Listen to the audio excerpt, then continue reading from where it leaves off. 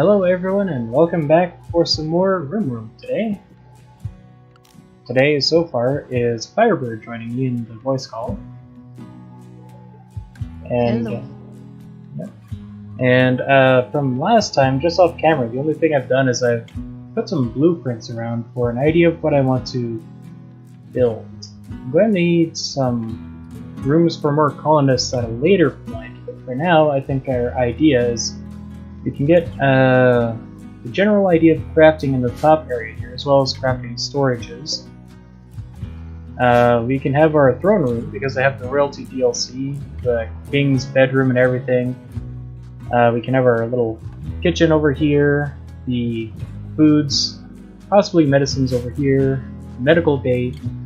I do tend to go late game in mind first, so the medical bay will have space for 4 medical beds, fully upgraded. A big honkin' storage just for raw foods in general. And our prison barracks on the left side here. That's all I've done for planning so far, otherwise I have some zones marked here for cotton. We can start making some basic cotton clothes, not great for combat, but to protect against nakedness.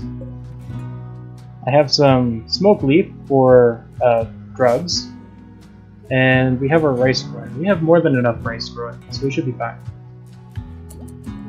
So that being said, Carl is just diligently doing his research into batteries. That's a room that I could actually start putting down, is also some batteries. And maybe some power. Yeah, wind turbines. Heh, but I don't have... Sorry. Yeah, that's a cassowary over there, just wandering around. The female cassowary, age 16, and the egg progress is 21%, according to the information there. The egg progress, We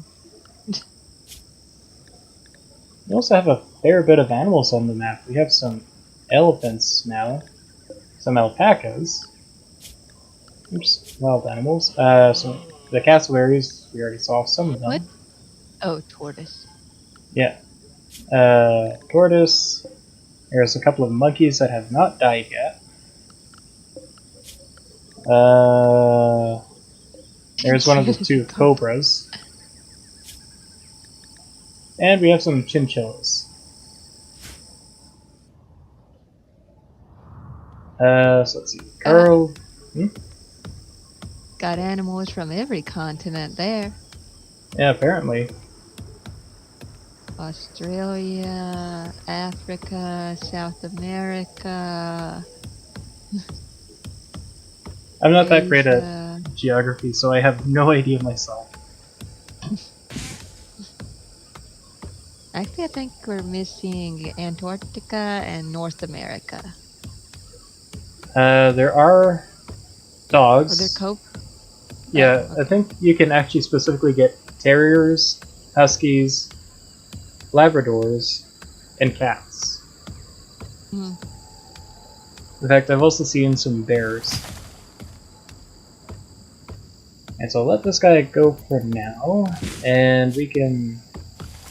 Let's get some orders to start mining out this area, which will be our cooking. A psychic drone. I think Carl is male. Yeah, he's a male. So he's not going to be happy for a while, because our first event, aside from our raid and losing everybody, is the low psychic drone for males. Every male colonist feels a wave of anxiety and anger. Some distant engine of hatred is stirring. It is projecting a psychic drone onto this site through an orbital amplifier, tuned to only affect males. For a few days, some people's mood will be quite a bit worse.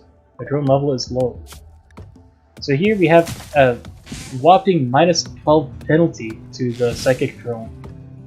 Fortunately, he's still above the threshold, so we'll see if we can... Okay, he's gonna sleep first, and hopefully he can get some stuff done in the meantime. So that being said, I think we have enough wood to start getting his bedroom over here. or at least placing it. And some travelers are passing by, just those two.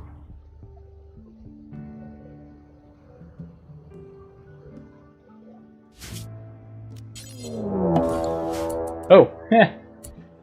And at the same time we have another raid from Grace's wolves nearby. They are attacking immediately. Nam, who is from said tribe, is armed with a steel club that has actually mostly deteriorated away right away. He has some smoke leaf joints on him, and the only thing he's wearing are some poor cloth pants.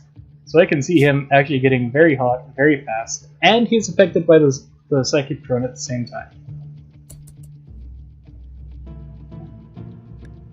He also has the extremely low expectations, which is actually kind of interesting.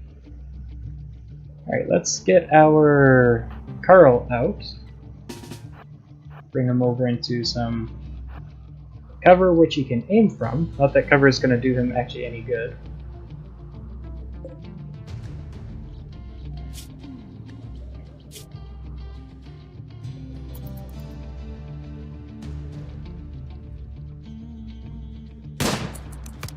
We've got our first shot, missed. Also missed. We now have the minor break risk. And at this point, Carl has a 31% chance to actually shoot Nam. Oh, and he hit! And he missed again. Let's get Carl over to the side.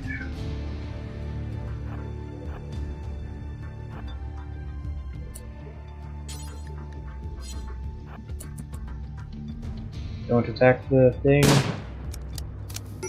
Ah, you set fire, you jerk.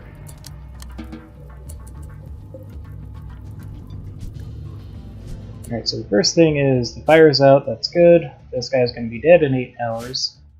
How quickly can we get a prison barrack set up?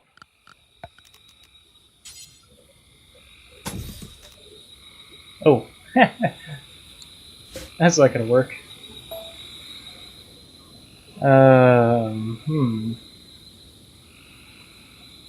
We might not be able to help this guy.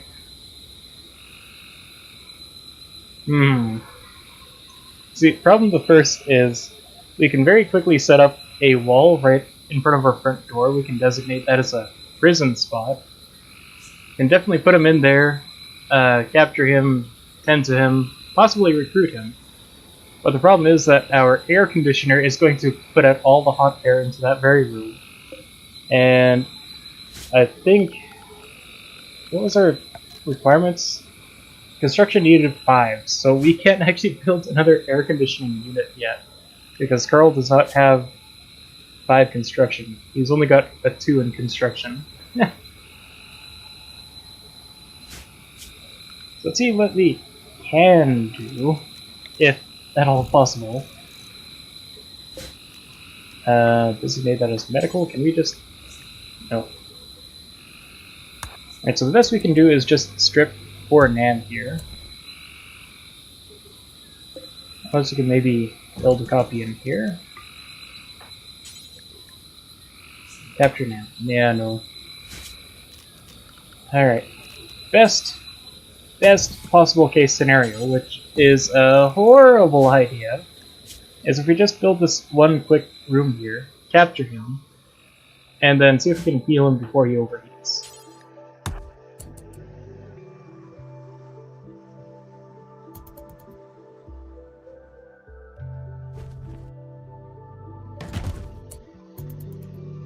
Construction botched. I need you to build the door as quickly as you can, Carl. Oh, well, I guess he's up again. Sure. Run on home for now.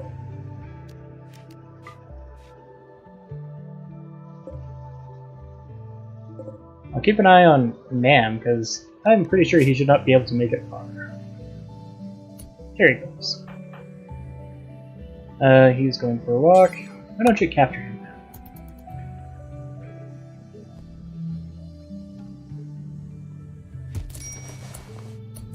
Okay, and also tending to him is good. There's no warden! Oh no! You can't do wardening. Oh, this guy's gonna starve or something. I know there's a medical emergency.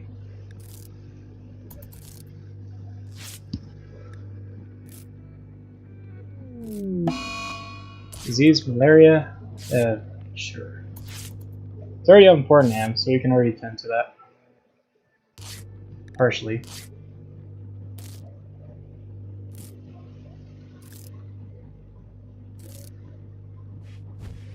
Alright, so best case scenario is this guy's not going to die right away. I'm just gonna release him. There's no way we can actually keep him around right now.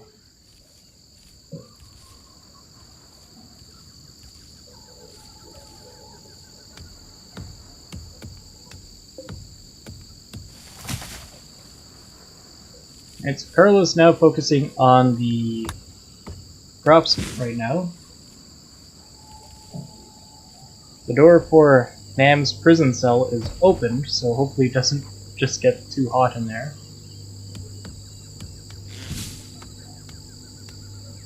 That being said, it is significantly cooler actually inside. Nam has the initial stages of heat stroke.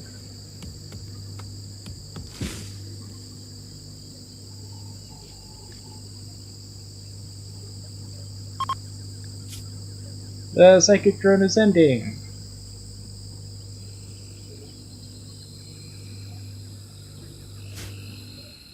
Alright, so at some point now, Nam should in theory be able to just get up and leave on his own. Probably going to give us the prisoner is escaping notice.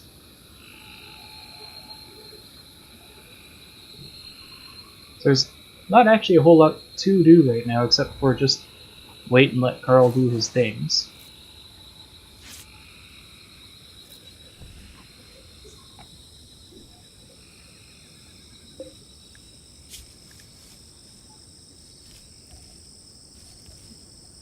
And hope that Nam can get up and run away on his own before the malaria takes him. Because despite the healing efforts, which has been really quick and spot on, is outpacing the actual immunity. 32% malaria, 27% immunity. As soon as the malaria gets to 100%, he dies. And if immunity can get to 100% first, then he's immune to the disease and it'll start reversing. So that being said, there's a 6-ish% difference, and that's possibly actually increasing. So we might not need to actually give him some medicine in this case. So there's mosquitoes in this game. I haven't seen specifically mosquitoes, but there are diseases. Yeah, malaria. Isn't malaria transmitted by mosquitoes? Possibly. As close as the game actually does... Yeah, I suppose it would be fair to say that. It doesn't actually emulate that there are mosquitoes just buzzing around, but you do get diseases.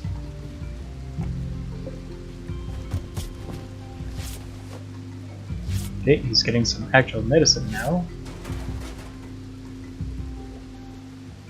39% immunity, 46% malaria. Medical emergency. Heat stroke at 68%. This is definitely not going good. Can I just get rid of this? Maybe? Nope. Okay. Yeah, we've got a problem. I'm just gonna build another grave. It's gonna happen.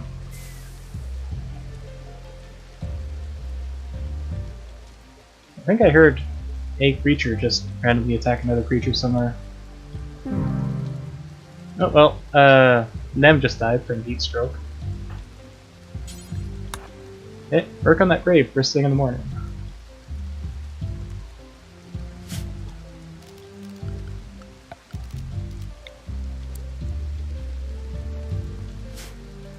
Oops. Let's put a vent. Yeah, let's put a vent there.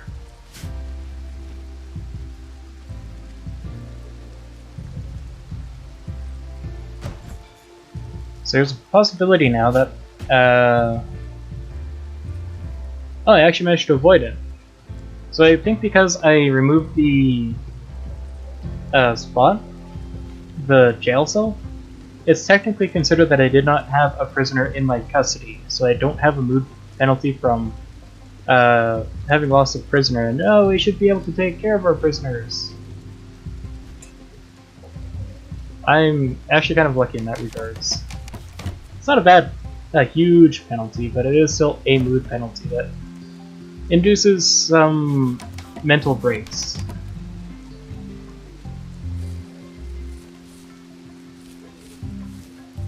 Can actually, I can reinstall. Excellent. Alright, mining. Okay. So hopefully this guy can get through his tasks pretty quickly. He's got the tasks of an entire colony all on his single shoulders.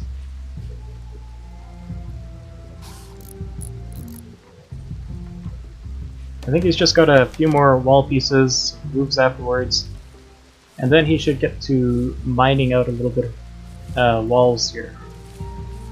Can you hit more people in this game? Yes. Where? Aside from the debug features, which I have actually intentionally disabled because I'm the kind of guy who may once in a while use a debug thing to help out. But there is absolutely a way to get more people. In the case of if I actually had a prison barracks that was in a safe temperature for them, I could actually capture him and then try and recruit him. That's one way to get more people into your colony. Another method is you'll occasionally just get a random wanderer just join your colony, maybe an escape pod. If you rescue them, there's a chance they'll join your colony. A mad monkey has gone mad and will attack everyone he sees. So, rabies. Yes, they do have a specific disease for when you get herds of mad animals, so they'll actually be rotten as soon as they're killed. This guy does not have that disease, so if you kill him, he's just going to be fine. He's just manhunting. And he actually almost sounds like one of those Legend of Spyro's apes just screaming around over there. I have this on 3 times speed, so he's just wandering around. Eventually he's going to get tired and go to sleep, so I could absolutely just avoid him if I wanted to. He said, forbid the door for now. Let's see if he's gonna go away. Otherwise we can just try and shoot him and take him down. We'll have some more monkey meat for ourselves. A crow.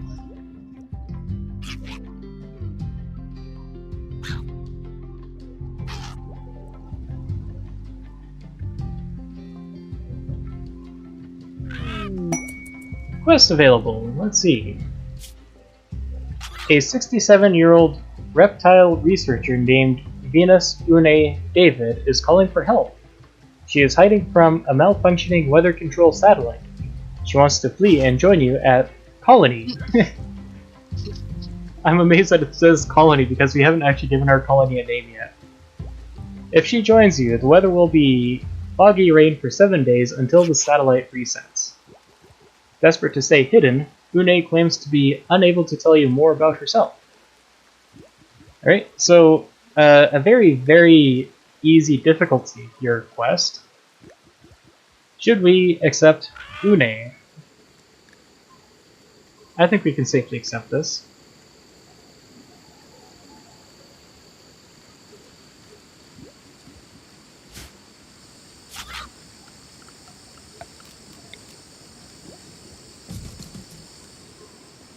Hopefully Une will have some actual construction skills too. Yeah, that's like a bird. Une?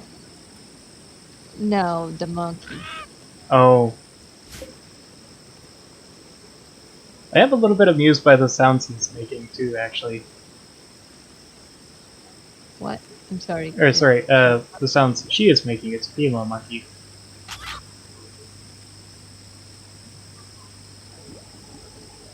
I guess I'm just not expecting those kinds of sounds out of the monkey.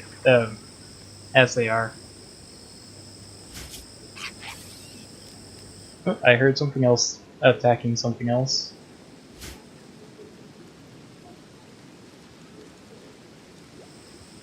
At the same time, I don't immediately see anything though.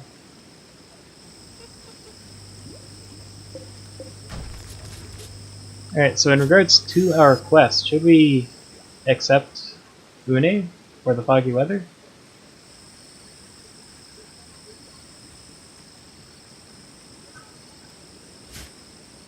No, I think our man-hunting monkey has just gone to sleep.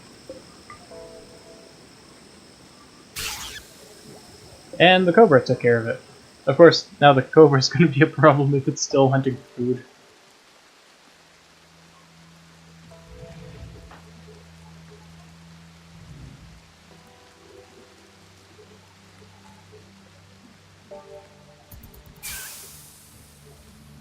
Well, cobra finally got his meal without poisoning it.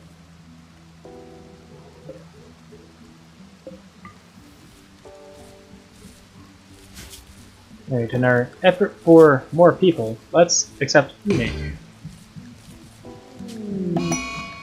Oh, and now we can actually give our colony name too.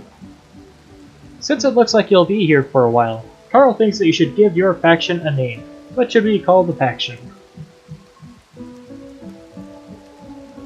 He also thinks that you should give the settlement a name. What should we call this local settlement? So, Carl thinks that we should name this particular colony Winkler.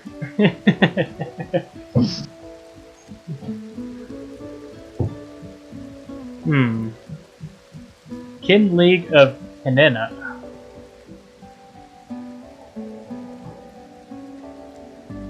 I do have a site where I can generate a random name otherwise. If we are in fact not happy with being known as the Kin League of Henena. And likewise I can also generate a name instead of Winkler.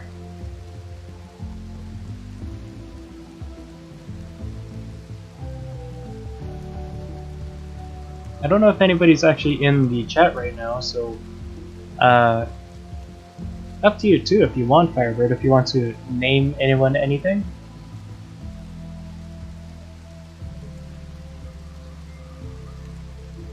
Nah.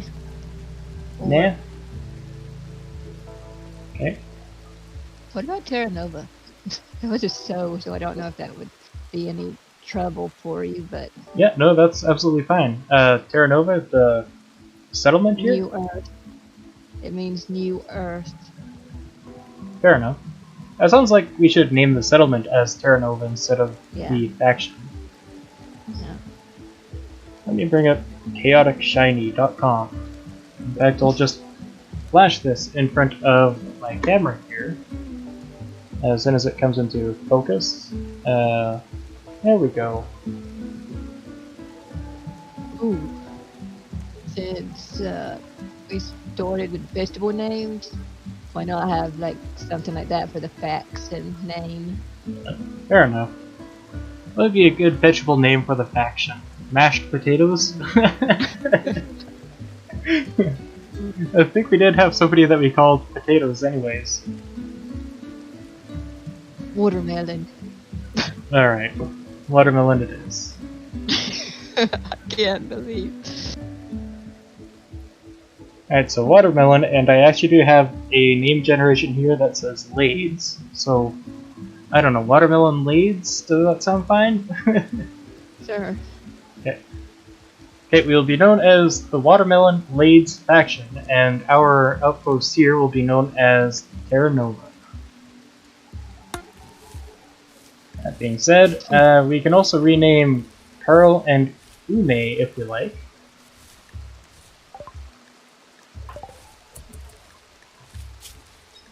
Let's see, she has... Oh, she has a 1 in construction. None of them can actually do any construction.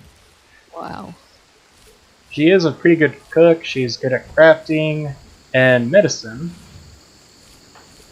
Okay, so she's actually good at all of the crafting and stuff that Carl is not. So let's get them to do the growing and the plant cutting first, the construction second.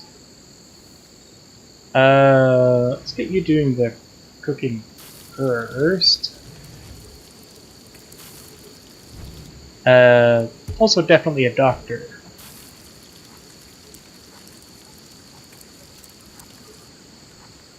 And since we also have no warden, Une is going to have to be our warden.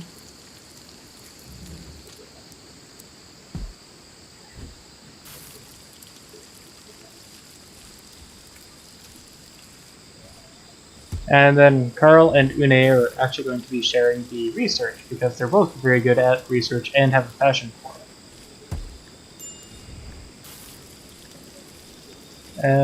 That looks fine for the priorities for me, especially since nobody else has mining. Minor break risk? Is that what it said over there on the side? Oh, yes, Carl. Let's see. He has extremely low expectations, so he has a plus 30. But because he's soaking wet, unsightly environment, in darkness, awful barracks, and recreationally deprived, there's a chance that he's going to go on some mental break risk and go smash furniture or something. That being said, we should get, let's put it over here, yeah, there we go, horseshoes. We also have a solar flare, so the intense radiation will shut down all electronical devices.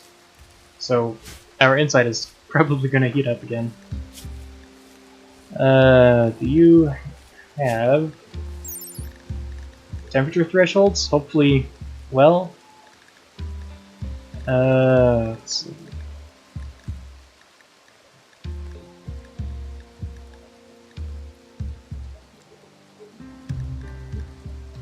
Alright, so maximum comfortable temperature at 29.4 Celsius. And I'll have to actually go to Google to convert this into Fahrenheit.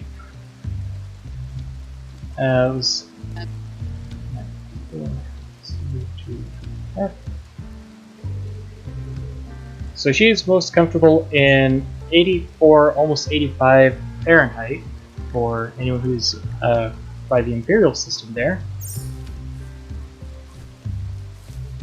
As with Carl, might as well take a look at him. The maximum comfortable temperature he's got is, wow. Wow. Let me see what that is. 120 plus. My guess. Yeah, sounds like it. Wow, he's comfortable in 144 Fahrenheit. He's comfortable past the boiling point of water, I'm pretty sure. Thought the boiling point was 100 Celsius. Possibly. I could take a look. As long as I have my tablet here. Can have the game running while we're doing this. Boiling 100 Celsius or 212 Fahrenheit at 1 atmosphere of pressure, meaning sea level. Huh. So yeah. So not actually the boiling point of water, but wow, can these guys take a lot of... Well, Carl can. And we have an eclipse now, so even if it's daytime in-game, it's going to be dark enough that the plants are not going to grow. Solar flare is ending, so the inside of our place here will at least go back up again. Or, sorry, go down again. I guess everybody's otherwise just crafting. We've got some smoke leaf there, some heal root. Nobody can craft heal, or grow heal root, sorry. Oh, but Une's having her first smoke though.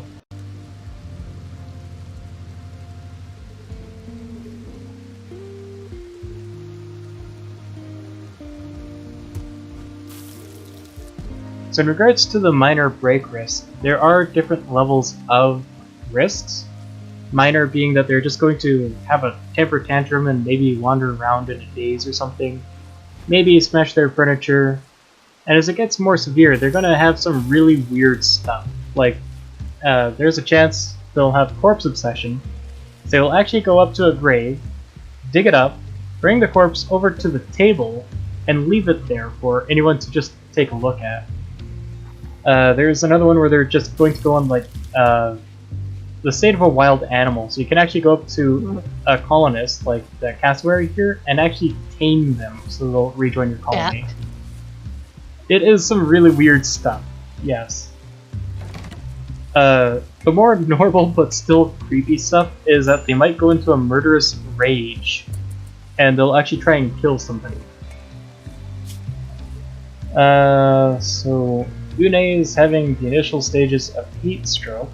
Fortunately, we have a working air conditioner so she can flee to safer temperatures if needed.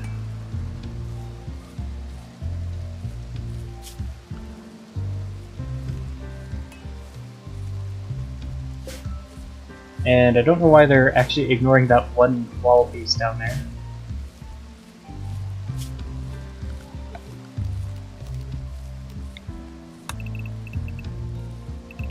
We don't need that much wood yet. So let's just speed it up and let them do their things here. And production. Crafting spot.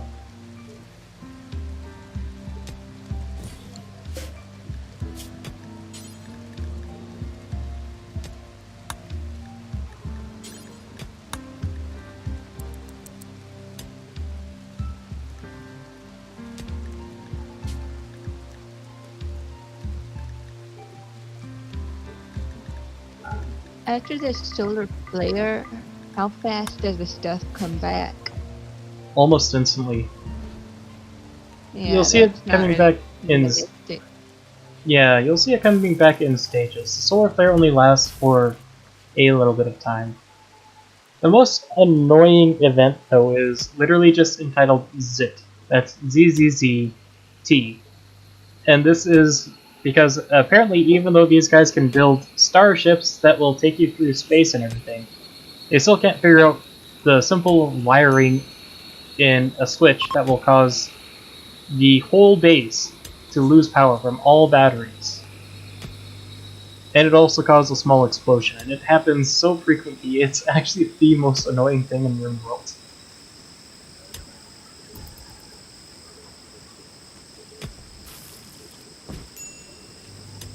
Alright, so it looks like we are also crafting a little bit of food in the meantime. Should probably actually build a second bed instead of a sleeping spot.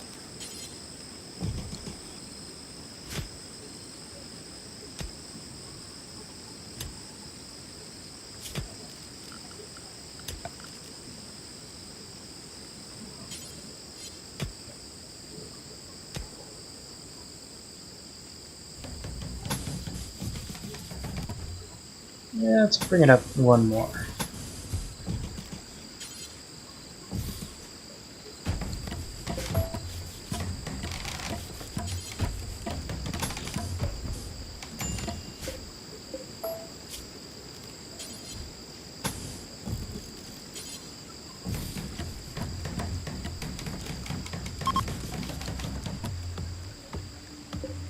Travelers are passing by again, but they still have nothing to trade.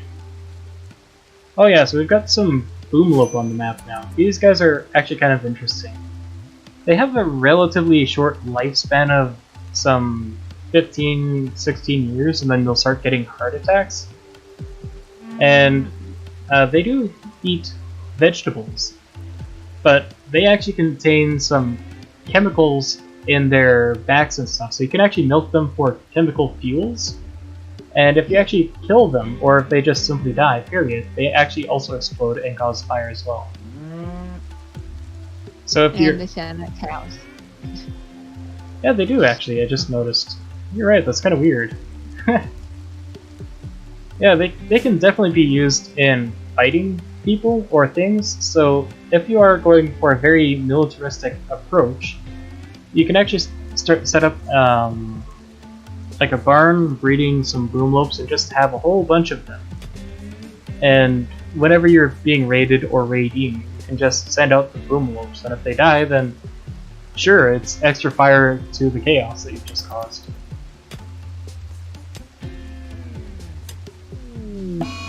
Food binge. So this is one of those mental breaks where Une is now picking out on food because of a poor mood, and the final straw is because she slept on the ground.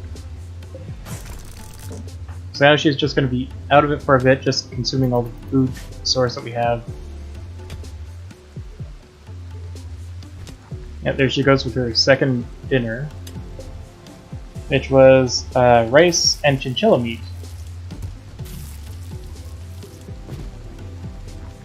There's her third dinner. Fourth. Fifth. There's number 6. 7.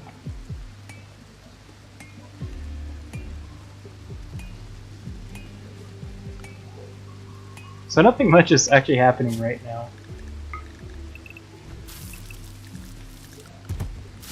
Just a little bit of digging, a little bit of construction. There's number 8. A little bit of cooking. Binging out on food. She's eating as fast as he can cook.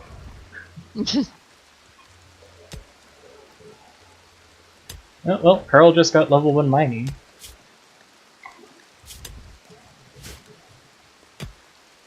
Une is no longer binging on food.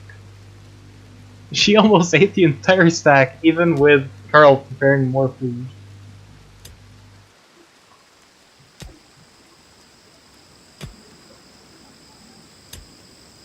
Yes, I do have this on maximum speed 3, so we're just skipping through a bunch of stuff.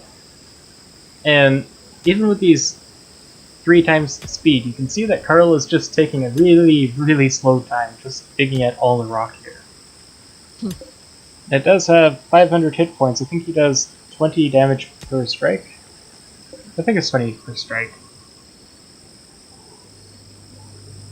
Might have been as much as 40, but it's still taking him a really long time because he has that so little skill on his mining. Oh, we have another quest. This is a very difficult quest. The rescue of Robas. Henlogatus, chief of Brinabibin kinship, says that his friend has been wounded while traveling. The victim is Robas, a 65-year-old paramedic. Henlogatus has nobody to spare to rescue Robas, but says that if you can make it to Robas' position and rescue her, she will join you. Henlogatus says that there may be an unknown threat. And considering the fact that it is 3 stars out of 4, this is probably one that we can't afford ourselves, unfortunately. So it says generating planet, but it's really just reloading it, because we've made a 100% world, so we have a full-on globe, actually. So the good news is that they are definitely not too far away. And if we were to send somebody to get over there, it would probably take 2.1 days. And that speed can vary depending on how loaded your caravan gets and whatever. The problem being that we don't know who is over there. It could be very dangerous. It might not be, but 3 stars, it's probably fairly dangerous. So we'd probably have to take both Carl and Une, and they're definitely not equipped. And at the same time, if we take both of them, it'll probably leave our colony undefended, completely undefended if we get a raider. That being said, also just to show off the world again, we have the entire globe here. We have our fallen helpless person in the middle and our colony there. And you can take a look at the entire world. And there's a lot of people and landmarks. And then you can come right on back down to our place again. So there is an entire globe. There's a lot that we could explore if we want. That being said, there's also names to everything. So we have, apparently the ocean is unnamed. But we have Mount Purple Gorilla to our southwest. Hanerabo Marsh to the west of that. Free Fox Mountains. Hat Fort Tony Mountains to our north. Mount Grey Walrus. Dame Raritan Mountains, that's a tongueful. Choking Dead Mouse over to our right. Something right under the exact icon, so I can't actually read what that says. No, Baxeta Range, Red Donkey Cliffs. So we do have landmarks, and again, there is an entire globe. Oh, the ocean to our side is Billerlave Ocean. So, unfortunately, I think we're going to have to let this one quest go. It'll take 8 days to expire, so we have 8 days to actually get there. But I don't think we're equipped for that.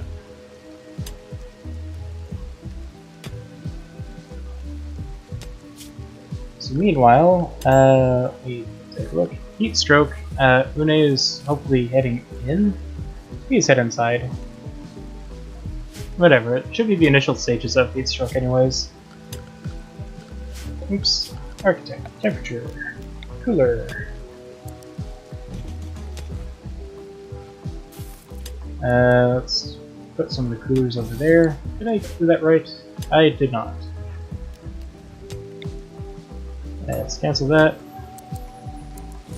There we go. Cold side in, hot side out.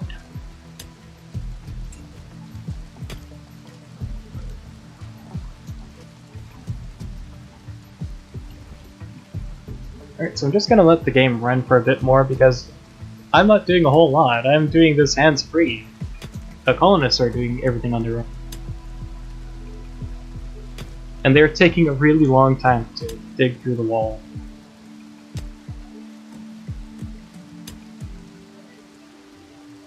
That being said, Go ahead. I am at least training their construction at the same time, because even if they can't build like the air conditioner units, they're at least able to build the walls, so they're able to train up while they're doing this. What were you saying, Firebird? I was gonna say I'd like to read a little bit about a solar flare that happened a couple hundred years ago. Fair enough. The night of September 1st, 1859, a solar flare hit the Earth. Telegraph communications around the world began to fail. There were reports of sparks souring from telegraph machines, shocking operators and setting papers ablaze. All over the planet, colorful auroras illuminated the nighttime skies, glowing so brightly birds began to chirp, and laborers started their daily chores, believing the sun had begun rising. Interesting. And also, this says here that, hang on. Wait, where was it? I'm trying to find where I had something before.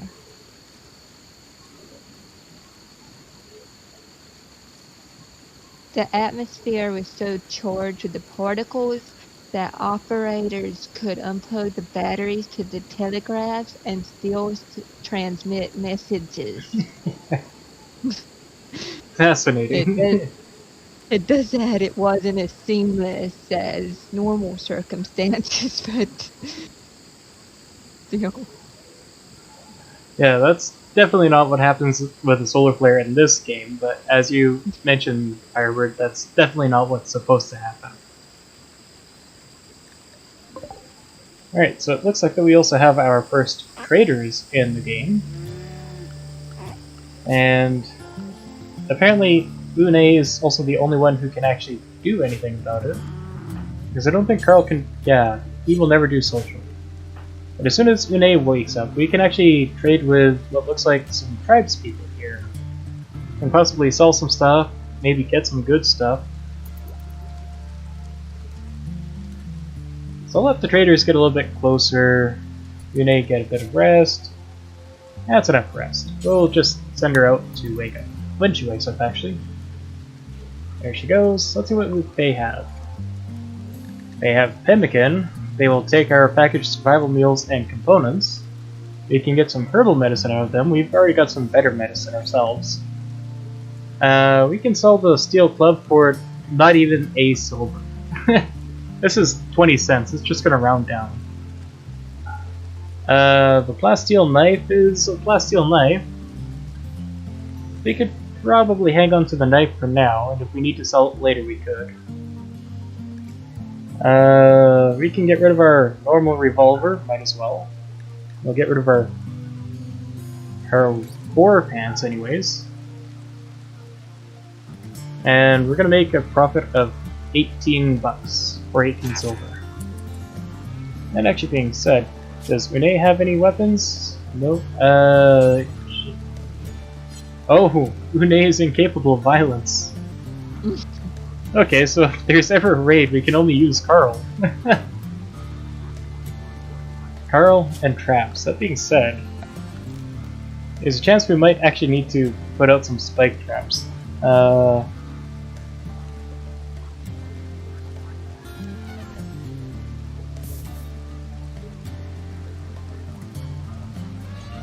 Alright, so... Getting close? No? Did something happen with Discord? Oh, I could hear elephants, and I was saying they were getting close. Oh, the elephants are getting close. Yeah, they're up here. Yeah. Alright, so let me take a look at the... Oh, we can make the sandbags out of cloth? That's interesting. So, cover effectiveness, 57%. What about sync rate? 7... Interesting. So sandbags have 57% covered, and barricades are also 57% covered. 100% flammability, that's because it's wood.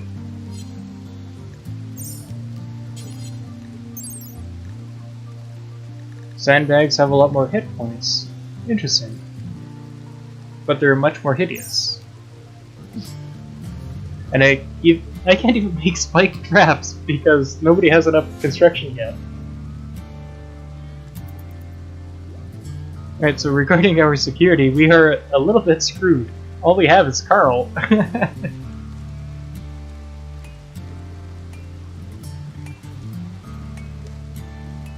Carl, and the hopes that if we get into a raid that our friends here, the tribesmen of Brenna Bebin kinship, will stick around. If there's going to be a raid, it's probably not going to be with them around, unfortunately.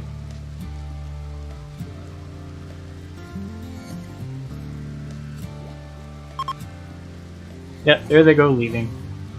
And they've already pretty much left the colony perimeters, so if there's a raid, it's not going to be with them.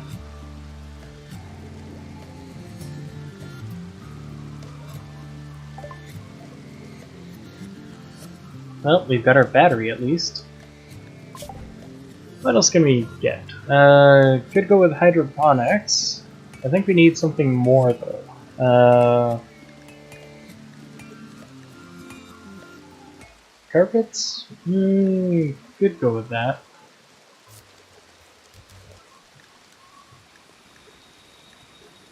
Geothermal power, that would be insanely useful. There's no nearby water mill, so the alternative would be solar power at least. Let's get that researching at least. Oh, we're out of power actually. Chop wood. Get all of the wood, right away. Oh, by any chance, the article I was reading, did you want that? Like to read it yourself, or...? You could post it in Discord or something. You can take a look at afterwards at least. Which channel would you put that in? Since it is talking about the game stream, I suppose if you wanted you could probably put it in that channel. Maybe general? I'll put it in game stream. Alright. So here we have probably the most notable quest, because if you're ever playing Rimworld, you know that this will stick around for pretty much the entire game. So here we have Passage Off-World is the reward, and it says here that a friendly AI from your past named Charlin Whitestone has sent you a message. It reveals that he has a starship hidden on this planet and sends you its world coordinates. The starship is in deep hibernation mode, and you'll have to start it up when you arrive, then defend it from raiders trying to steal it until the startup sequence completes. It will be a long, difficult series of battles. If you can get the ship off the ground, Charlin Whitestone will take you off this Rimworld to the stars. So, Wavy Farhip is the ocean it's next to. And it's not quite next to the ocean, but it's in the Purple Mountains over here, next to the Ifter Sea and Turkey Sea. By the looks of this, it's probably on the northern-ish hemisphere. Let me actually take a look. The terrain is between 16 and 62 Celsius, so that's between on the cool-ish summer side, or sorry, springtime temperature side, to really, really, really freaking hot.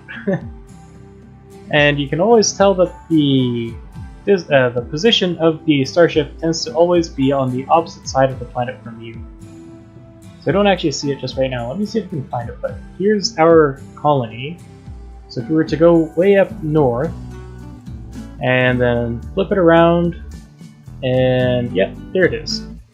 So you can actually see just in the wavy Farhip, you can see our colony is not actually quite on the opposite side, but it's pretty close.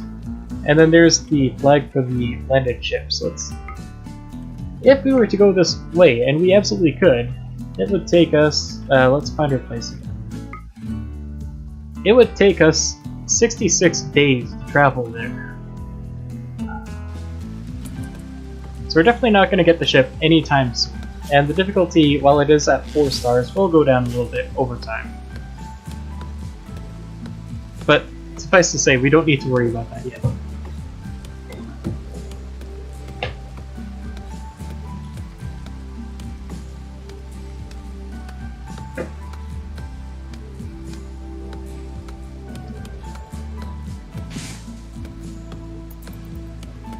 And so we'll just let Carl do his chopping. Hope he'll finish soon because the inside with Une is getting pretty warm as well. Okay, so he is also refueling the generator. Wait. Refueling wood-fired generator. There we go. And so they've got power again for now.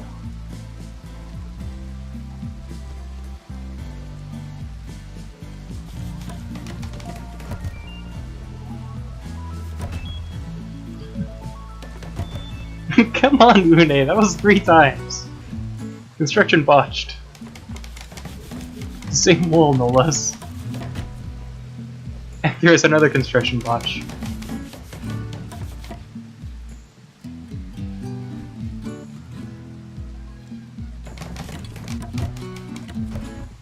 Another botched construction job. It's not too bad, I'm actually just laughing at the chances here, because construction 1, so every skill can go up. It's between 1 and 20. Well, actually, it's between 0 and 20 if you have a really, really bad skill. Like social here, actually. As you get higher in the skill chances, there's going to be better quality, better chances of succeeding. But if you have a skill of 1, like in this case, utter beginner, there's going to be a fair bunch of botched construction jobs, so it'll waste a little bit of resources, and they'll have to try it again. But then if you get something like a 10 for the... No, sorry, let's go with cooking for an example. So Une is an expert chef. So they're going to be actually, you know, expert, pretty good at cooking foods. So there's not going to be much diseases, they're going to have a good job at cooking, it's going to be largely safe to eat. Let's see, smooth surfaces. Let's smooth the surfaces for now. Oh, smoothing the stone too. I hope that'll count towards the construction. And let's get some more walls up. Again, just getting that construction skill. Know that elephants can like steer underground hoses, or what are they called? Like pipes. and we'll try to dig them up. Huh. Like they'll actually try to dig up pipes underground? To, if it's like close to the surface, to get fresh water. Huh, interesting. I know there is a mod that does bring in the essentials, like, what was it? It'll bring water mechanics into the game, and this map does not actually have water, I don't believe. But they could What are you actually... talking about? That's the most humid place there is. There's a lot of water. Oh yeah, there's definitely a lot of water.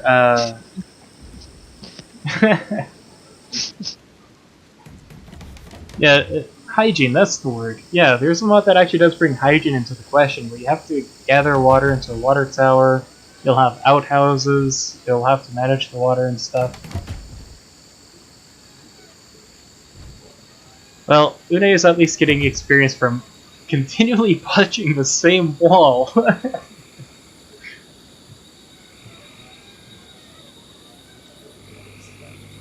Oh, and we already have only the one log left. Alright. Orders. We're gonna need more wood. Chop wood.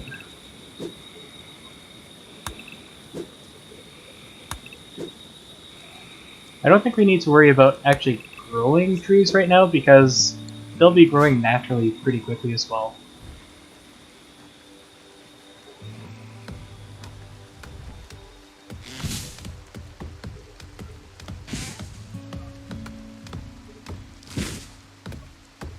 Oh, and it may seem like common knowledge, so I do like that the fact... Oh, we got a raid.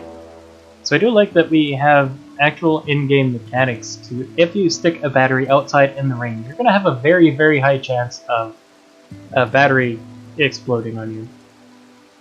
So a group of tribespeople from the Pact of Albolexos has arrived nearby. Said tribe is one person, equipped with a 4 steel knife and 15 silver. She's not even wearing anything. A 42-year-old female, apparently stew keeper, she's not actually wearing anything. All she has is a knife and some silver in her hand. And she's trying to raid us. Let's run it at normal speed for a little bit. We'll let her get closer to the colony before I tell Carl to poke at her.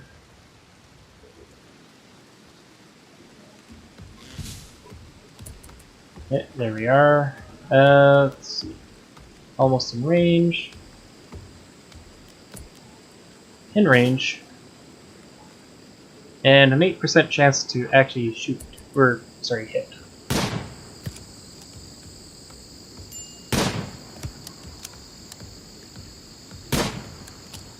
I've got one hit.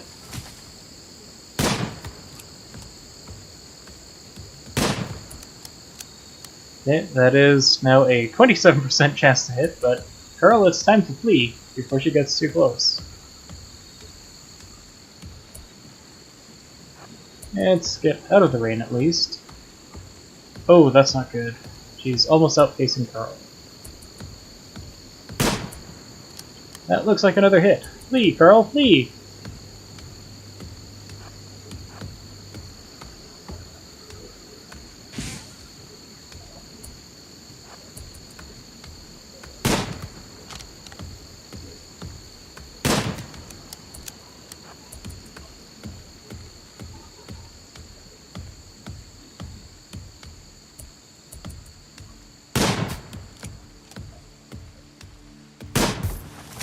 Oh, we got her.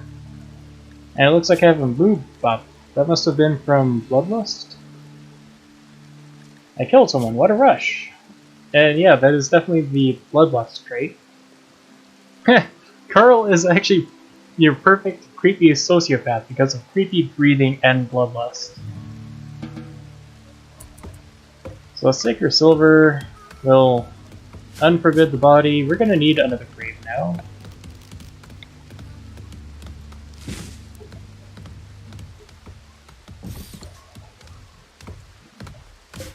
We don't really care about this 4 steel knife. Une, do you have a mood debuff from this? No, you don't. Excellent.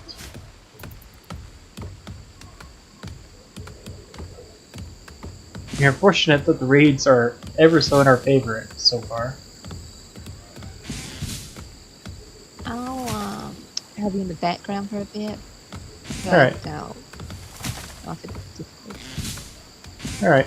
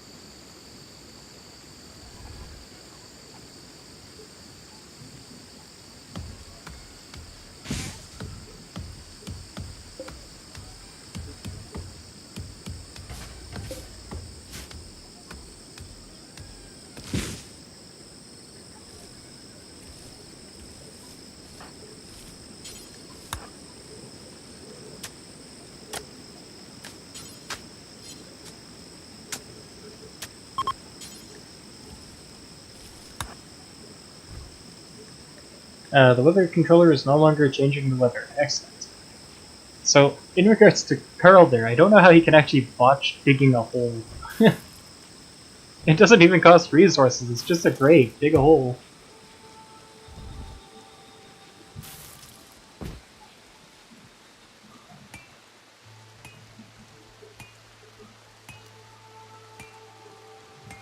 So, just some more time.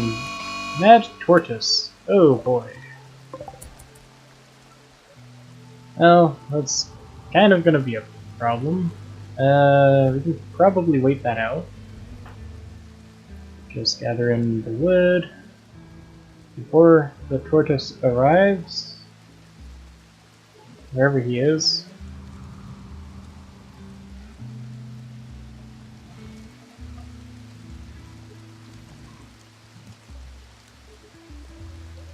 Before you cook the meal, perhaps you should actually haul whatever wood you can get inside.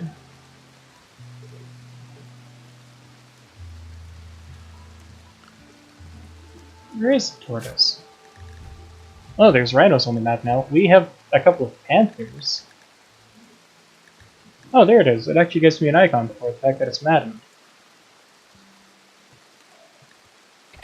That thing is moving incredibly slow. 1 per cell.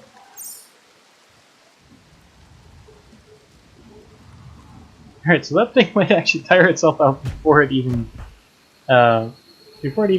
gets to the colony.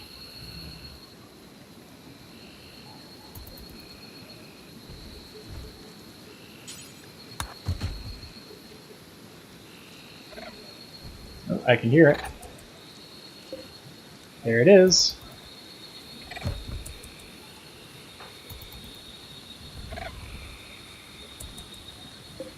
Alright, let's forbid the door. Just about everything's inside except for that little bit of rice.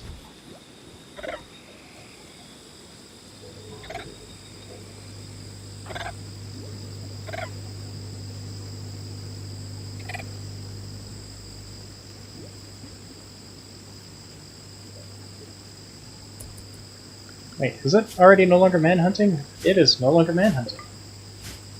I remember those events going on until the creature is exhausted and it just collapses on its own. Which takes about a day and a half because it goes without sleep and it goes without eating and then it just gets hungry and tired.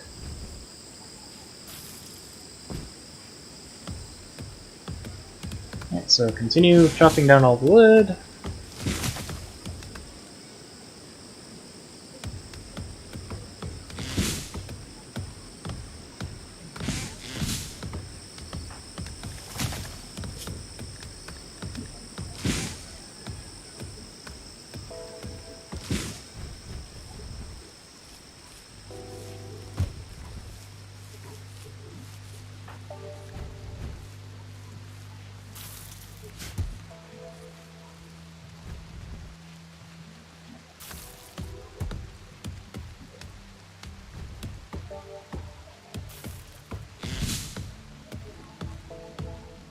So looking at the social status between these two, I can see this very quickly and easily getting to Karl and Une getting to be enemies. Because of creepy breathing, and apparently Karl also slighted Une, she has a minus 30 penalty, but it's also only minus 10 because they also chit-chatted twice. In fact, I might have chit-chatted a third time, so it might only be a minus 15 penalty. Karl, though, because he's not the one...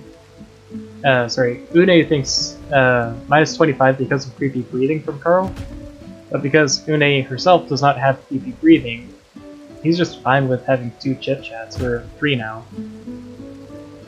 So I can absolutely see this as being Karl wanting to woo Une, but at the same time, Une thinking that he's gross and disgusting and insulting him. So I saw somebody leveled up to level 2 construction, and that was probably Une, but they're both at level 2 construction now, so this is gonna take a while before they can build anything more interesting.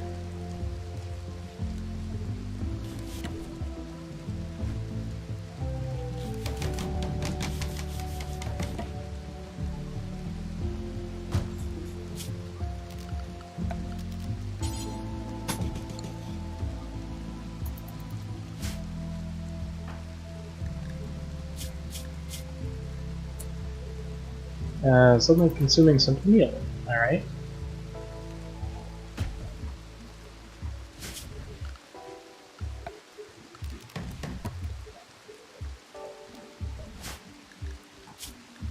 Let's see, where is it? Construction and mining. So 581 construction, and almost 1974 mining. Oh, this is training construction. Excellent. Exotic goods trader from Urbinway is approaching. An exotic goods trader. They'll hang around for a little bit. Ooh, they've got a lot of stuff. We'll see if we can actually afford anything. We'll just let Une train her construction a little bit, smoothing stuff out. And then trade when she's done that tile.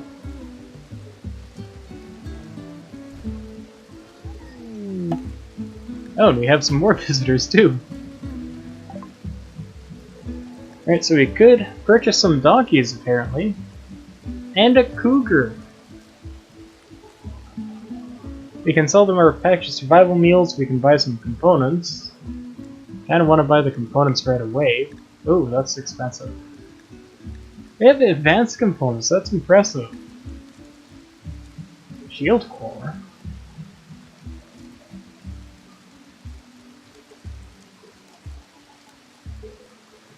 That shield core actually looks very interesting. I don't think I've seen that before. Side trainer chunk skip.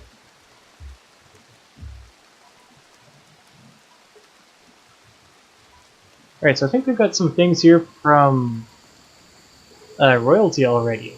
And I think these are actually illegal if I try to install them without actually having any relations to the Empire yet. They're also selling me a lung, a cochlear implant, so it looks like the cochlear implant would be a better hearing than the normal ear, a circadian half-cylinder,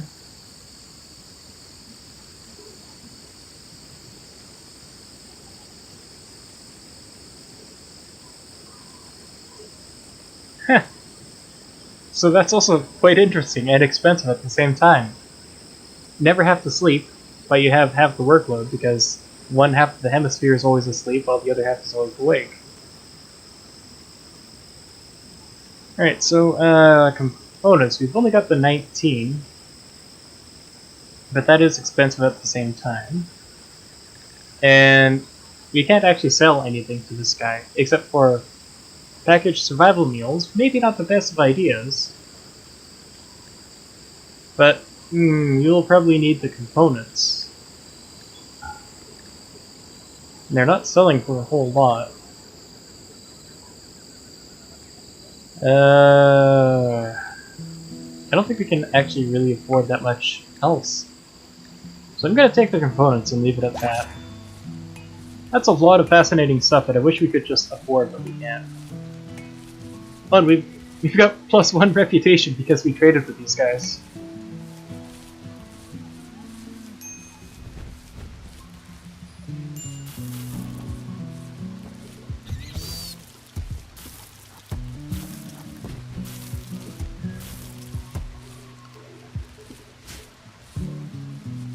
Well, our panther is getting closer.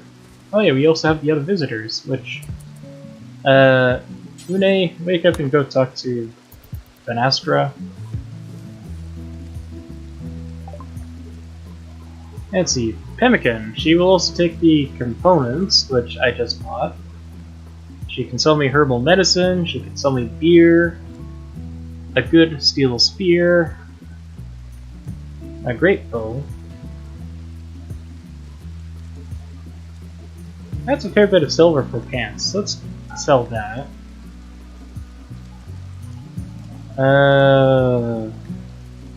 Can't actually afford... She can't actually afford too much. Maybe let's not. We can maybe sell her the glass steel knife. That'll take half of her silver.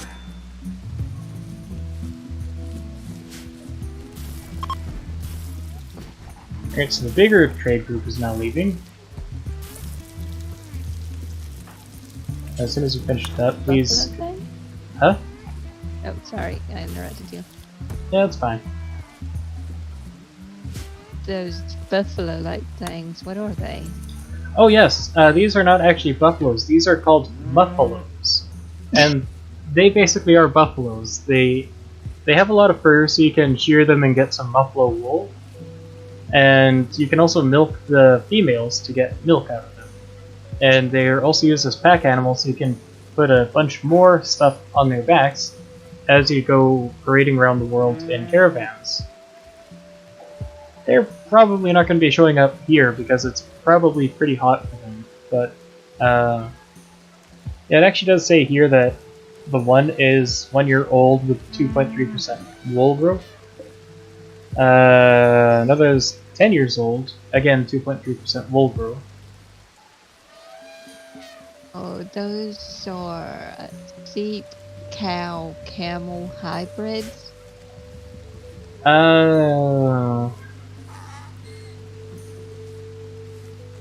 I wouldn't say maybe sheep because they have wool. Yeah. Yeah, definitely closer to cows, but not quite cows because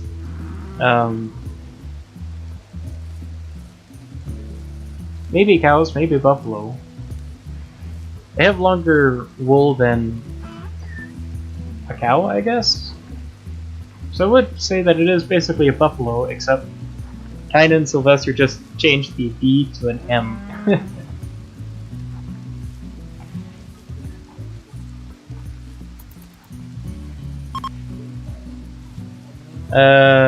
So these guys are now leaving the map because of dangerous temperatures. Yeah, 41 Celsius, I would agree that it's a dangerous temperature.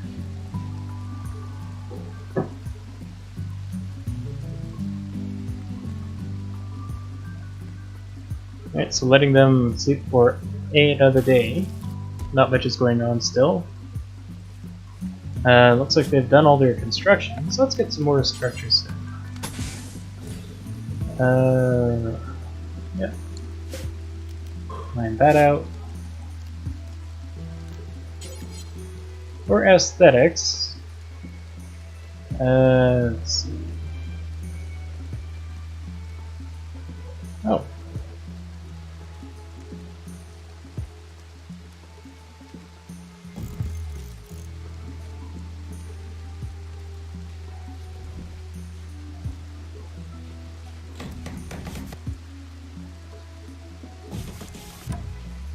I don't believe the columns are gonna do anything except for maybe help support roofs. That must have been what the radius there is.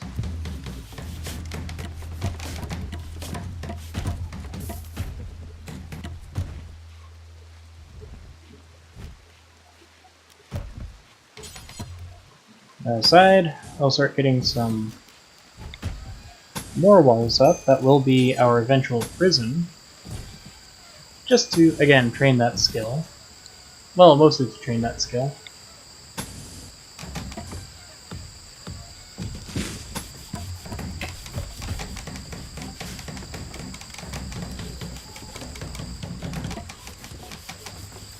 Bringing in a lot of wood and also spending a lot of wood at the same time.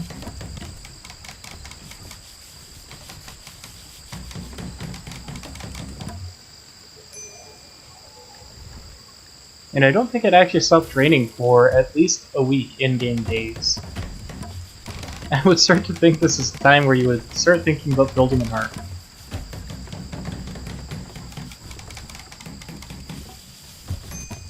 Uh, 25 in-game days have passed since my arrival.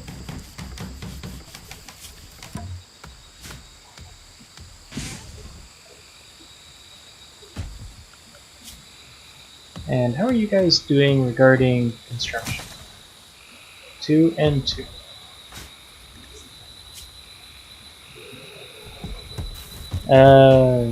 You're only less than 500 XP away from level 3 construction. And so are you.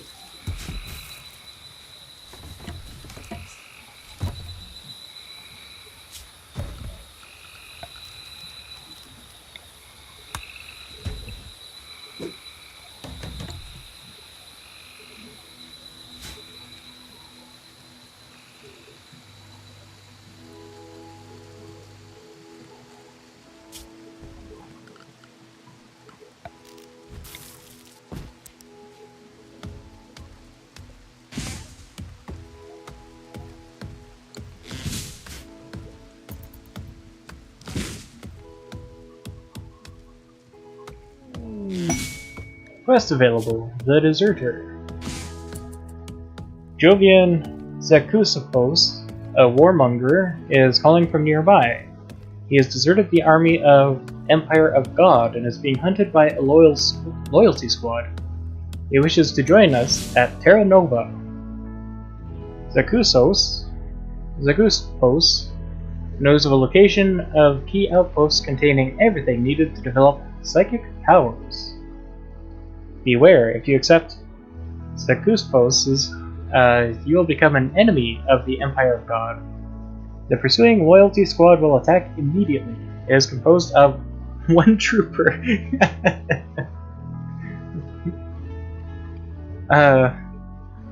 Only accept if you wish to fight against the Empire of God and develop your Psycaster on your own. You'll have 1 year to attack the outpost before it is moved. Alright, so here's an interesting thing. I have not actually gotten much into royalty myself yet. So we have the choice of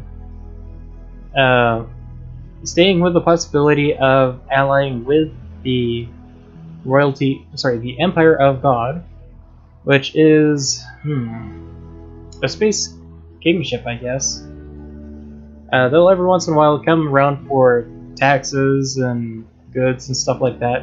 But as you gain honor among the Empire, you will start gaining access to higher and higher abilities of Psycasting. And to the same extent, they'll request tribute, and your pawn who has the honor is going to require more and more pampering, such as a throne room, a very fancy bedroom. But they'll be able to start calling aid from the Empire as an ability. They'll have abilities to cast their psychic powers on their own with the implants here. And it seems that the alternative is that we can just accept a criminal from the same empire, but he can teach us how to make them ourselves. Of course, accepting him is going to make the Empire our enemy. Oh, well, Robust's signal has been lost, and we can no longer rescue her. So, the question now is, I suppose, who do we align ourselves with? Are we going to do it ourselves, or are we going to hope for honor and favor among the actual empire itself?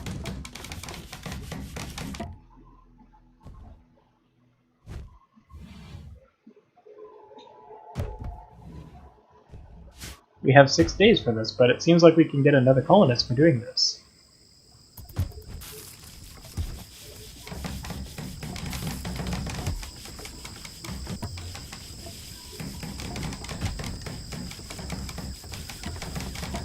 Oh, looks like they're having a friendly chit-chat.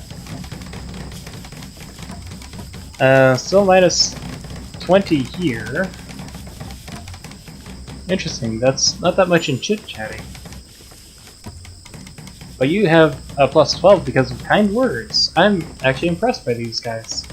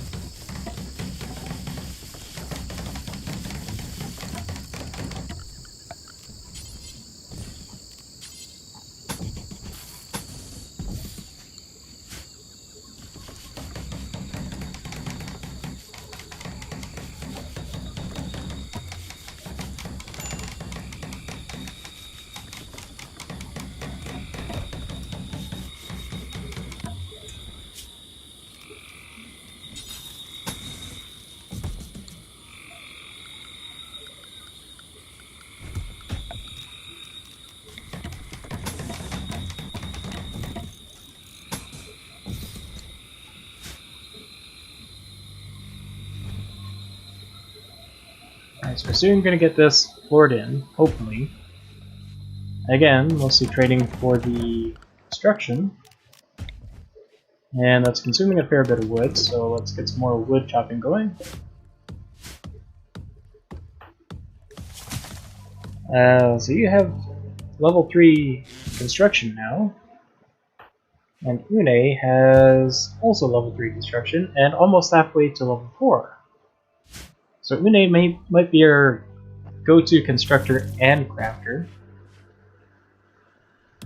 Let me take a look at the quest. Silink Neuroformer and Silink Neuroformer. Okay, so it's the same thing, just twice. I'm not sure if we want to actually accept this particular quest or not. So it seems, Firebird, you might be the only one in the chat, so should we... I'll ask you, unfortunately, you alone. Should we go rogue, or should we stay with the Empire's goodwill? I don't know. Yeah, neither do I. Since there's only one person that can fight, possibly two if I'm understanding correctly, to recruit that guy, that might not be a good idea. But yeah. I have a feeling you've played this game a lot. You probably know better than I do. Yeah, I have played this game a lot. The only thing I haven't played was the Royalty DLC that much. So it looks like we also have another quest that just popped up at the same time, which might also actually help us. So the Deserter, which is our renegade option here, gives us Zaku's post, to which I have no information on him. I just know that he's a warmonger, possibly going to be capable of violence. And we have Hospitality for a Carver. Blue Kemlogatus, chief of Brenabibin Kinship, is requesting a favor. His friend Rayer Trangu is interested in learning about other cultures, and he wants you to host him at Terra Nova for 5 days. Rayer will not do any work. Rayer appreciates quality accommodation, so you will gain goodwill with the Brenabibin Kinship if you want to keep his average mood above 50%. Now, I find this interesting, where he's not going to join us in the first place, except we can accept him for Speedy joining us. So apparently there's kind of a trading of people going on. Interestingly, these are the tribes, I believe. Yeah, I can see the icon down there. It's definitely a tribe. But they have an advanced component. Where did these tribes get an advanced component from? So you could otherwise accept... Must have found that spaceship and stole the parts from it. Yeah, apparently that's what happened. And they're just offering it to me, so maybe they have no idea what it is. So you could definitely accept for Speedy joining. Oh, we actually have information on Speedy. A very good melee fighter, but not so much on the shooting. Very passionate in cooking and planting. And actually has, if not passionate about it, a 4 in construction already. So we already have, just because it's a 4 in construction, that would be our next go-to constructor right away. So we could accept this if we think Speedy would be of help. Rear would not do any work, so we might not be able to keep his or her friend above 50% mood.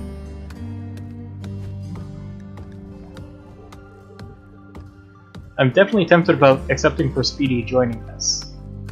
Yeah, that's what I was gonna say. That seems like a good option. The keeping the mood above 50, like, will you be able to do that? That's definitely going to be a challenge, mostly because nobody has a 5 in construction yet, so we can't build any air conditioning units. So we would have to keep the person happy in this tiny little room here, and it's already an awful barracks. If we can do that though, let me go back to quests, and we can get Speedy to join us. So we have a few days to try and offset that. Meanwhile, the deserter is not going to be that harsh. We're just going to get an unknown person and an unknown raider. So let's see, how is Une's construction going? Almost halfway through to level 4. So yeah, it's definitely going to be a distance for them to do this. So I'm going to tell them to start building a wooden floor inside, and hopefully that will help with the offsets. And where's the plant plot?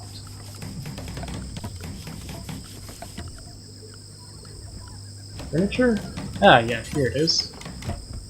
So let's get a random plant plot here, up there. Some plant pots to hopefully offset the mood penalties. We'll let these guys construct a bit. Keep an eye on the quest time.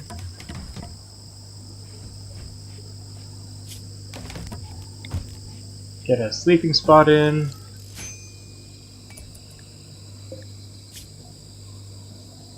We have a minor break risk. That's definitely not a good sign. And this is heat stroke. Yeah, Une's having a little bit of a heat stroke there. That's been coming and going because I don't think she has the decent clothing for the environment. But the one air conditioning unit is able to keep the indoors at a decent 25 Celsius. That's roughly what I'm comfortable at. Yeah, 22 and 23. I'm comfortable at 20 and 21.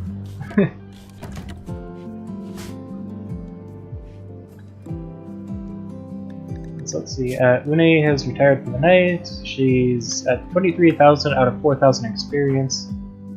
And Carl is at 800, almost 900 out of 4,000. So it's going to take them a while before they can still craft that AC, but we'll get there. It'll be a lot of construction, and we'll eventually get there.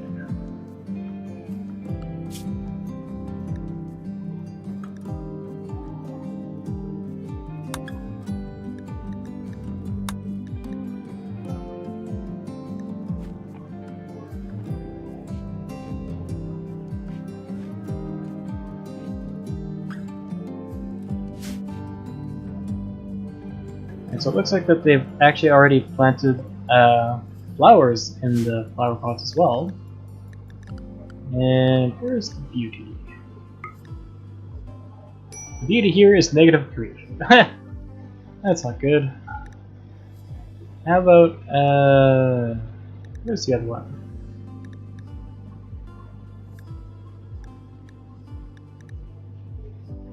Room display. The barracks is awful. Mediocre wealth, somewhat spacious, ugly, and dirty. And if I want to offset that, I can probably build another room up here for our storage. And stick a door right there. And we'll hopefully get rid of some of the things. And have Carl prioritize cleaning a bit more. Yep, there he goes. He's just sweeping away.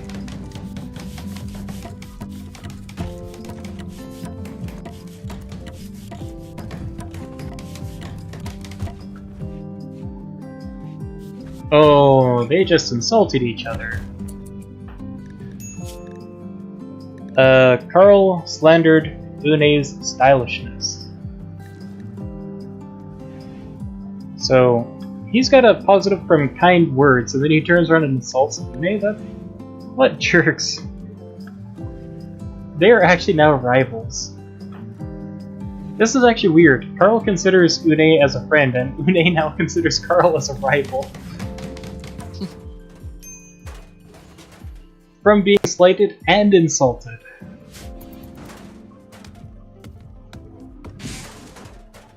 Alright, let's copy this out, expand the zone up to here, and in turn we'll delete that zone.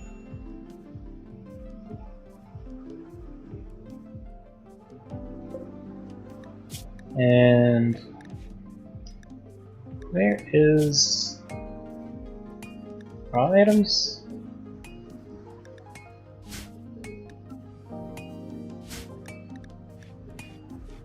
Where are the furs? What was it? Yeah, the fur, I guess. And the leathers. Oh, there it is. Okay.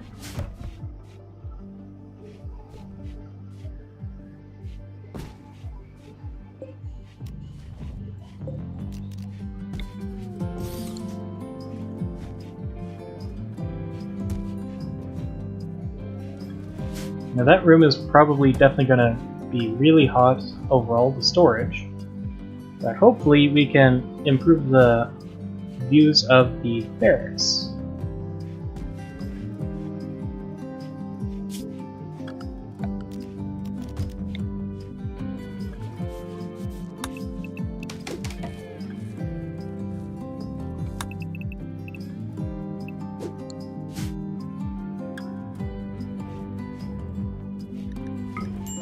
Let's see, so it is now slightly impressive.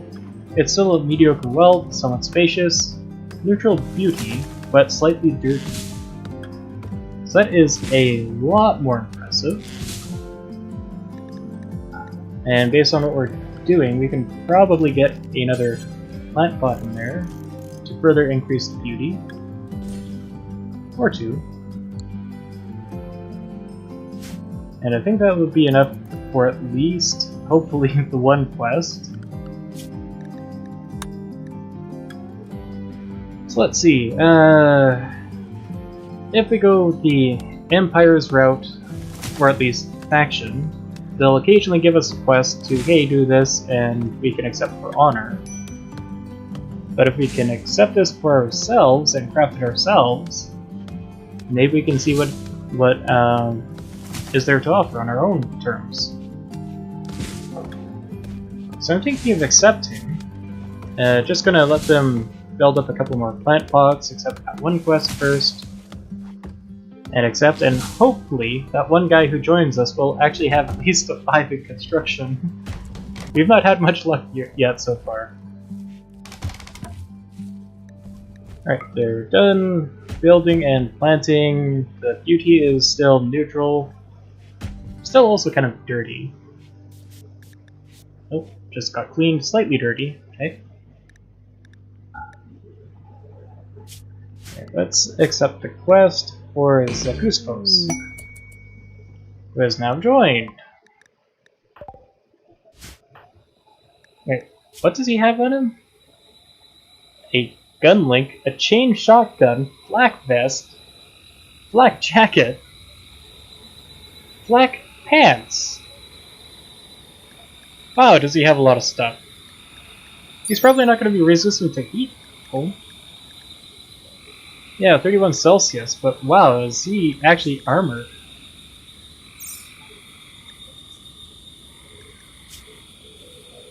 Ah, but he has a 2 in construction. And he has a greater passion in melee than he does in ranged. So let's see. You're going to be a patient. You can't doctor, that's fine.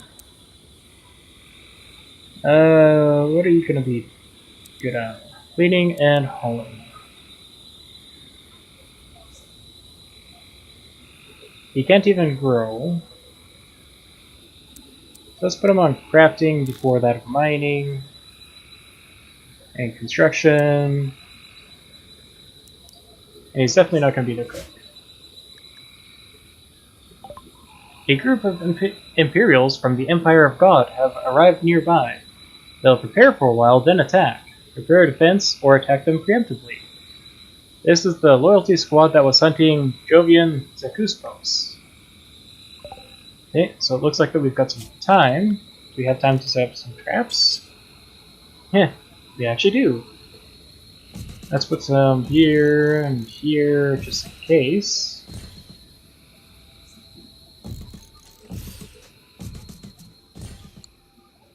And let's see if we can actually get them to fall into the traps and build them before the Imperials actually get here.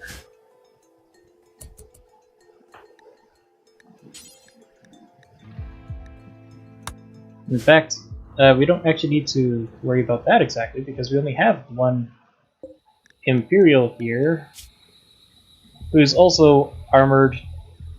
Oh boy. Alright, so one food. Mune? Why aren't you cooking?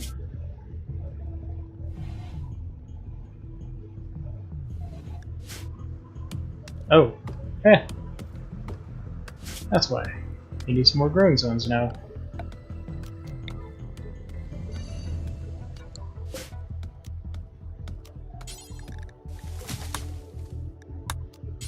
Nobody has 5 in growing. Potato stuff.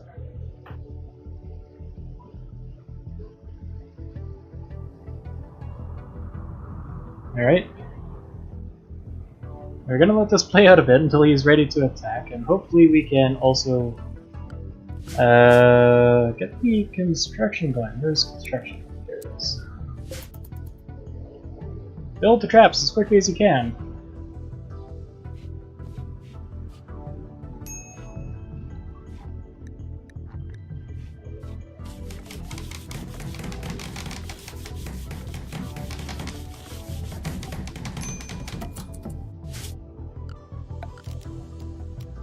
I'm running low on food, so let me just harvest some of the berries here.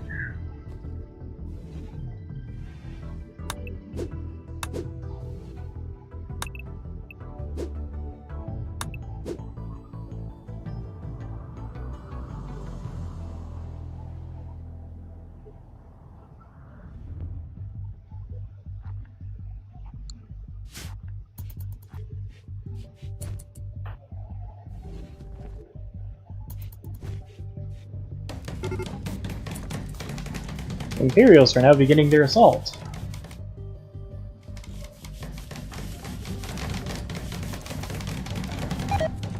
Yeah, that's fine. There's not going to be enough time to get that trap set up. Just go hide behind cover. Maybe he's going to get his trap set up.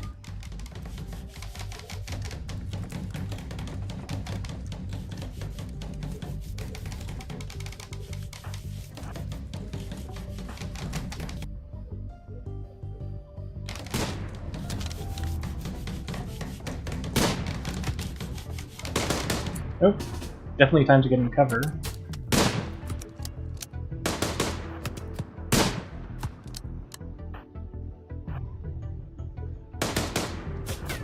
Oh, that's not good. Heh.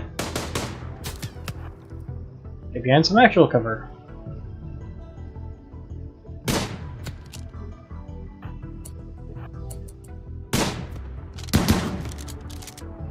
Oh no! They're going into all of the wrong cover. Oh.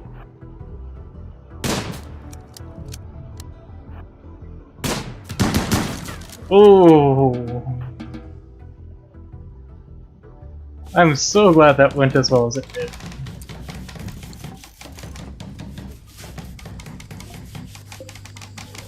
Alright, so I don't think he has any gear on him because I think the Empire just always has some death acidifier right there, so all their equipment is just evaporated on down.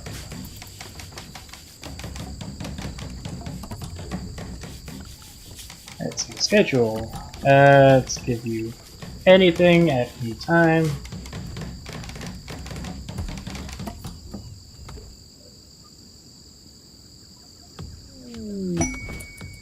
Quest available, unknown refugees. Amelia and another desperate refugee are approaching. They say a great flash storm burned down their home. Amelia begs you for permission to stay at Terra Nova for 12 days so they can rest and regroup. In return, they offer to work and fight for free during that time. If you make them happy, some of them may offer to join you. They may also reward you later for helping them, but there's no way of knowing their true intentions. Interesting, I don't think I've had a quest like this before. These refugees are not part of any faction. If you wish, you can choose to kill, arrest, sell, or harvest them without diplomatic consequences. Alright. I think this is worth doing. Okay, so already burying that one guy.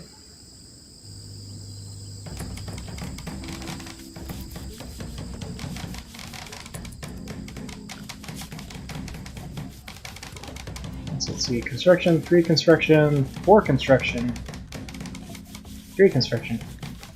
Lune has another point in construction, interesting.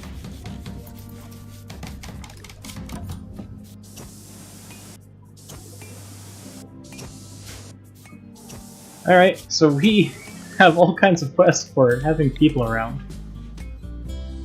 How am I doing for time? It's been about 2 hours? Okay. Let me see where I can stick a whole bunch of beds.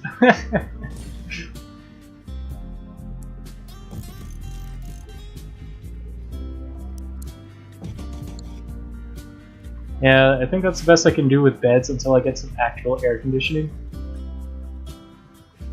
Oh wait, I can do passive coolers, I think.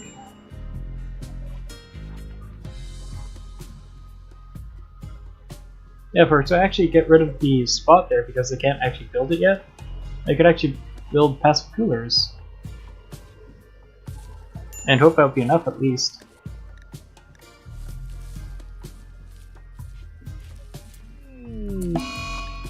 Well, another solar flare. Let's see, what am I doing?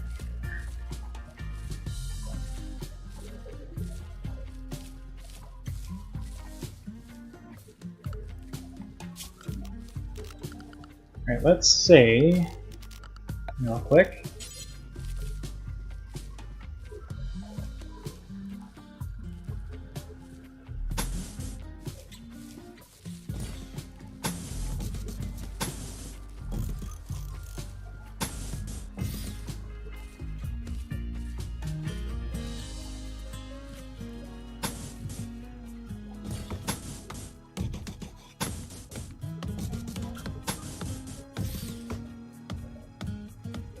Since we currently have 3 people, we're going to be having some more.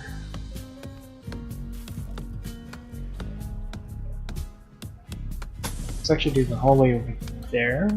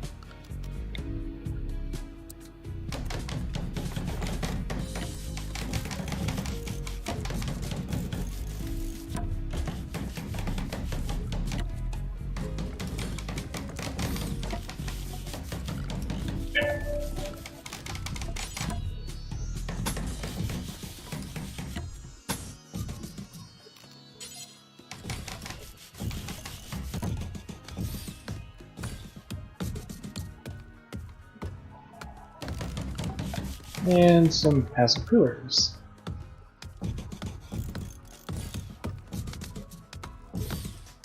I'm pretty sure I'm going to need a whole bunch of passive coolers for this.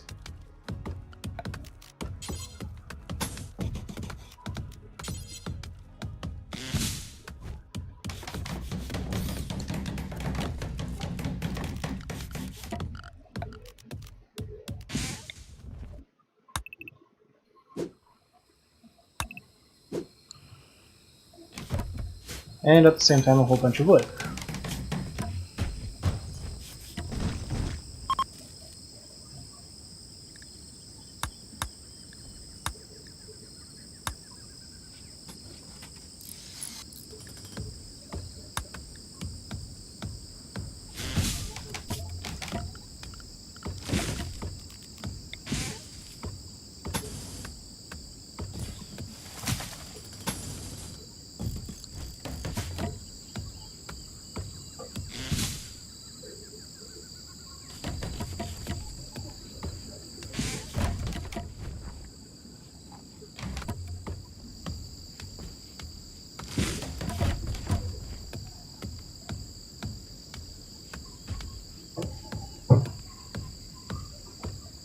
I'm hoping, it is actually last minute hope is, if I take on the unknown refugees, hopefully somebody will have crafting to actually provide me with the ability to construct air conditioners.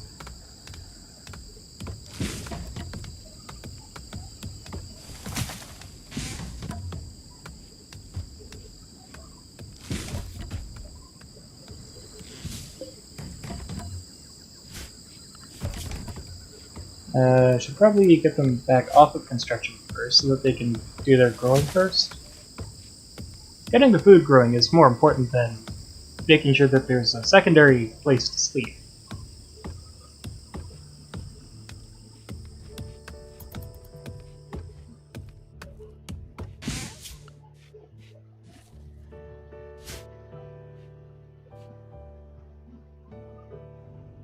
Well, these two are apparently having a nice chit-chat.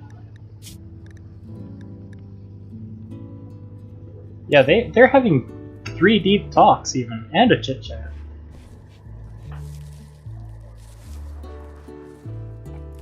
And Une's gaining the benefits of having 5 chit-chats.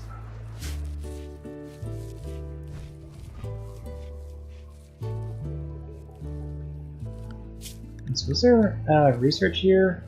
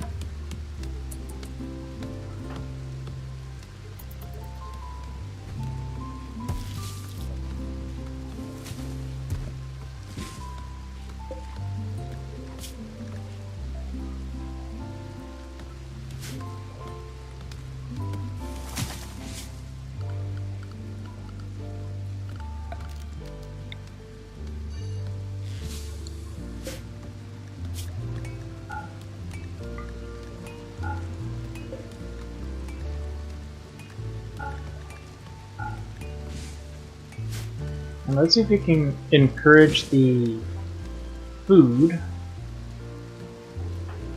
Prioritize that, please. Towards the actual barracks itself, just to make sure we actually have food, because we have actually just run out of food. What is that? You resting? Did you actually watch every single harvest? Oh no, she was just carrying it with her.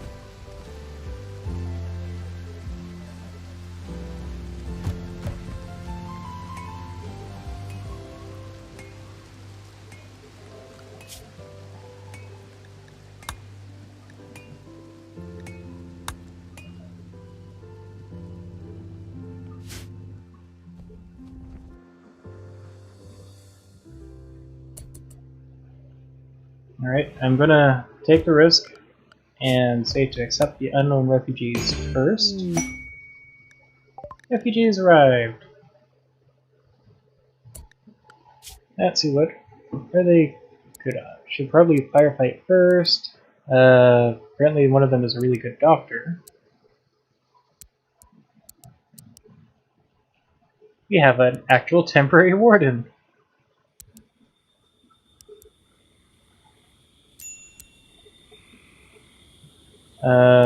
Growing should always be at a 1.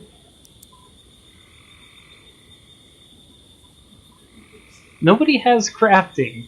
Sorry, construction. I have a pretty big passion in crafting, however, but nobody has any crafting. You said one of them has a passion for crafting or construction or something? Let's see. Amalia, this one here, has a very big passion in crafting in general, but none of them have any passion or skill in construction. No one in the entire colony has anything in construction. I think the only time we actually had anything in construction was our original 3 people who passed away. So let's see, the deserter. Does passion for something increase the rate they learn it? Yes. Let's see. Let's use this guy as an example. So this guy has no passion in melee whatsoever, so he learns at a 35% rate. He has a minor passion in animals, so he learns at a 100% rate. And having a big passion in plants, he learns at 150% rate. So the passion makes them learn faster, that's basically it. But that being said, the higher the number, the better they are at it. So that's why I'm hoping for a passion or skills in it, because that's how I tend to divert the skill set, is if they have a passion in it, that's great. But since nobody has anything in construction whatsoever, I need people doing construction. So let's see, so that was the one I just accepted, so I need to now accept the deserter. Oh, that's why I didn't have it yet, because I didn't accept it, I'm an idiot. No, I did accept it, that's right.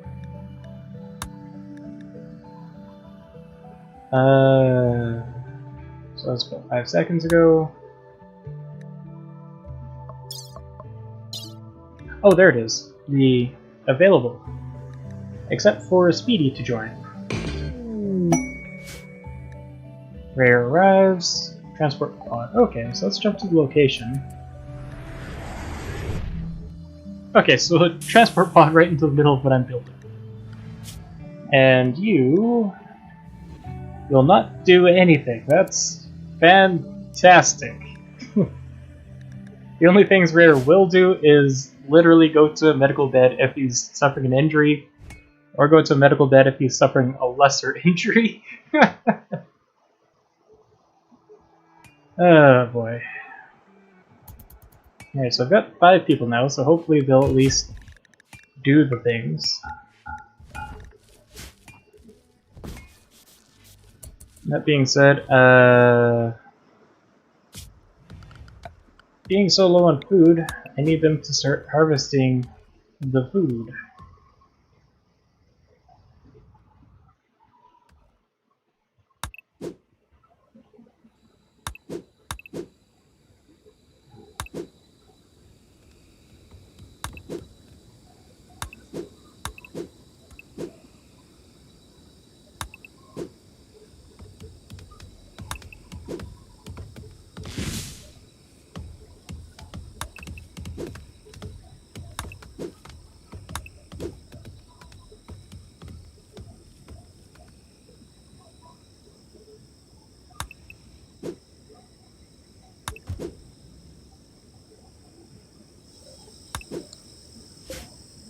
Oh wow, there's some silver ore I can just simply mine out.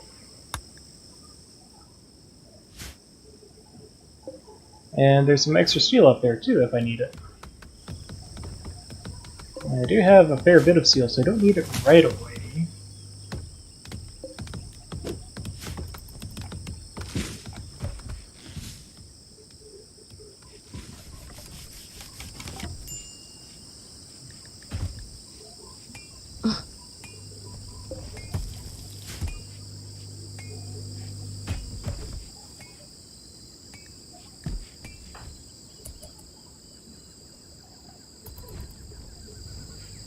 Hunter lacks range weapon. I think I can change that out.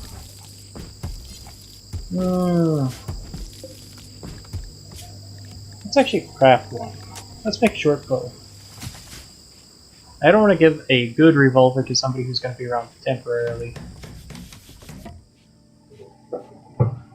They might leave with it.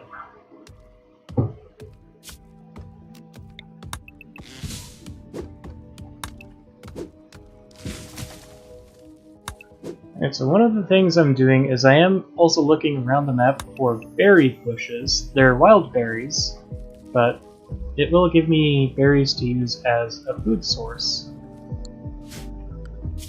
To which, hopefully, I'll have people bringing the berries back so that Une can then craft it into some simple meals, which she has, actually.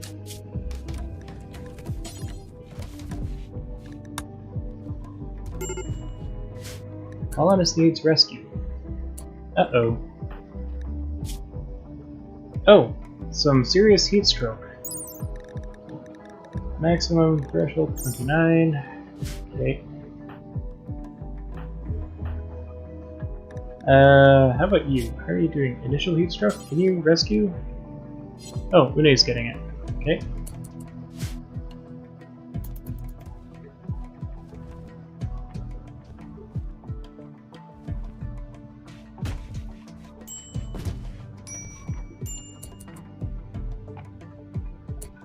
Oh, it's still really warm inside. Oh, okay. Temperature, passive coolers. You guys absolutely need to get these done. Carl, can you just build that straight up? You need to also build the passive cooler immediately.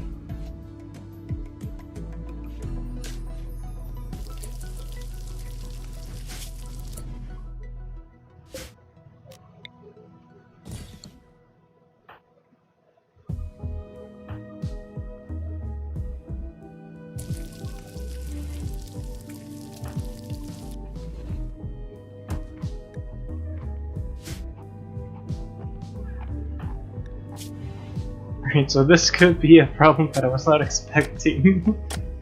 Heat stroke, serious heat stroke, and I don't think I have quite the means to get it to reduce in temperature as quickly as I need it.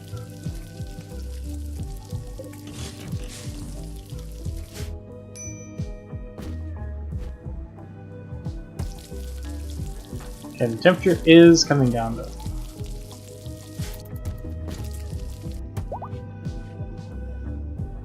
Okay, the temperature has actually come down now, back down to 24-ish. That will absolutely just have to do for now, because I cannot do any more right now.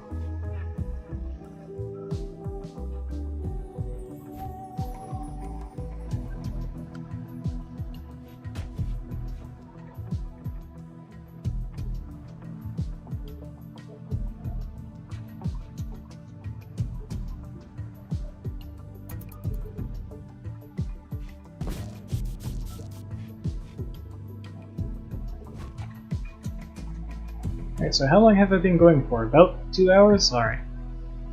So I'm going to be wrapping this up right about now in how much everybody has done. We've built a whole lot more, mostly in part due to training Carl and Une in their construction, because nobody else has any construction and nobody else will construct. We've chopped down a lot of trees, also in helping with that construction. Oh no, a mad chinchilla has... Chinchilla's gone mad. Can I set you to actually attack? I can, sweet.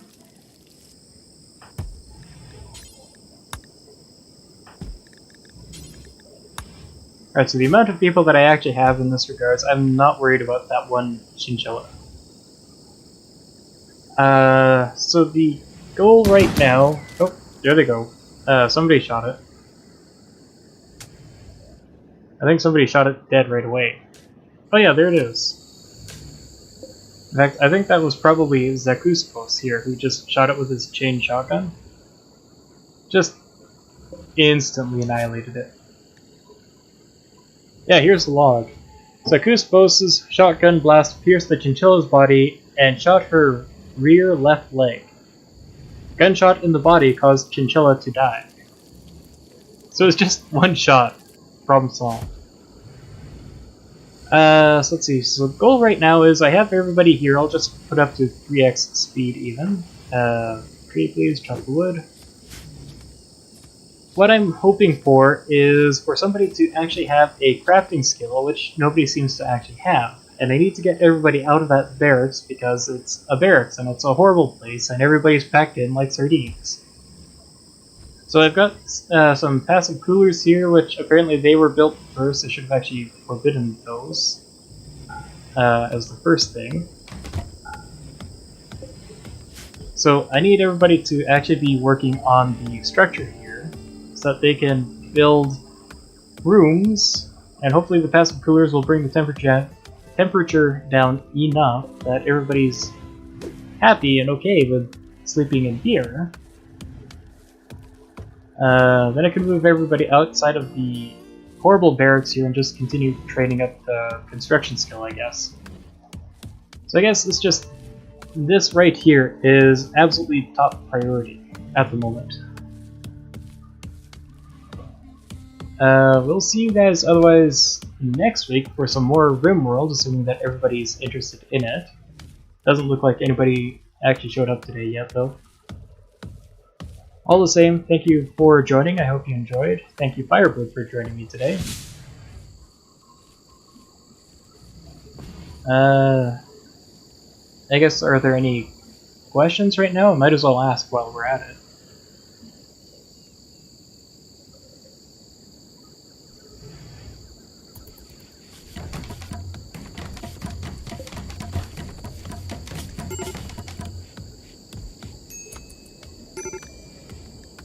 Nope, we're actually getting a major break risk now.